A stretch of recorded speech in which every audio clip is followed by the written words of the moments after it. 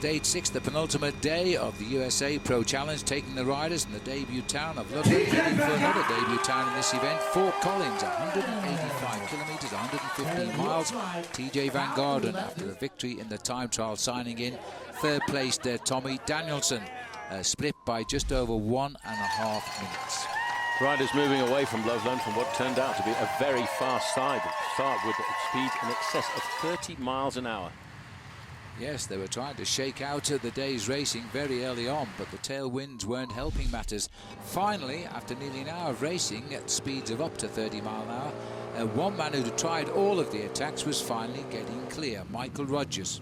Well, the impression of Michael Rogers to instigate this breakaway initially forced a 17-man group to get clear off the front of the main field, but it was eventually whittled down to 15.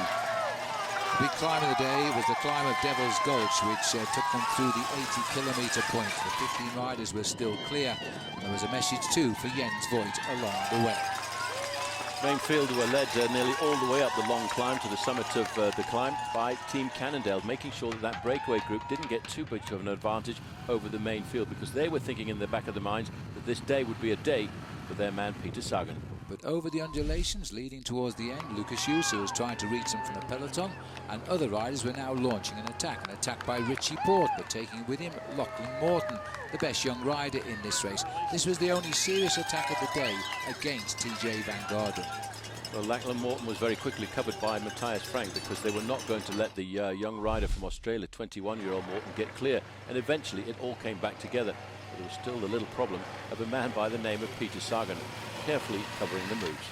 Sagan had made his team work all day, and he wasn't going to lose his chance now, but there were still a few survivors as the breakaway towards the end, down from 15 to just 4 men, but the peloton were closing in. Yeah, Peter Sagan was feeling more and more comfortable as they got over the big climbs of the day and started to line themselves up for a very fast and rapid descent. Team Cannondale doing all of the work for most of the day to try and bring back the latest remnants, as an attack by Tiago Machado from the leading breakaway as the peloton closed in. The Portuguese champion had taken along Simon Geschke for company. Yes, but then Simon Geschke said, these guys are not going fast enough for me, so he decided he'd make one long last burst. But still the main field was covered by the teams of Cannondale and BMC, and the gap was starting to come down. The crowds were starting to close in too, as the counter moves by Cannondale being balked a little bit by the big crowds. A small crash involving Andy Schleck zooming to a halt there, as the riders, Tom Zerbel was the man to finally to dismount and then remount the champion of the time trial. Now, the rider involved in that crash was the Colombian rider Duarte, but he got up and was riding again.